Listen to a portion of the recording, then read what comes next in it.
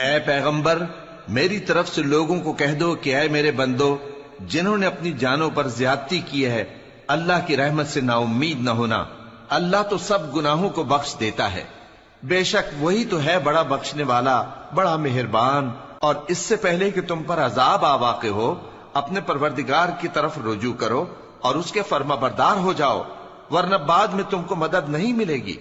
اور اس سے پہلے کہ تم پر ناگہاں عذاب آ جائے اور تم کو خبر بھی نہ ہو، اس نہایت اچھی کتاب کی جو تمہارے پروردگار کی طرف سے تمہاری جانب نازل ہوئی ہے پیروی کرو۔ ایسا نہ ہو کہ اس وقت کوئی شخص کہنے لگے کہ ہائے اس کوتاہی پر افسوس ہے جو میں نے اللہ کا حق ماننے میں کی، اور میں تو ہنسی ہی کرتا رہا،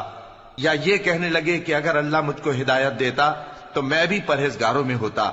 یا جب عذاب دیکھ لے تو کہنے لگے کہ اگر مجھے پھر ایک دفعہ دنیا میں جانا ہو تو میں نیکوکاروں میں ہو جاؤں۔ ارشاد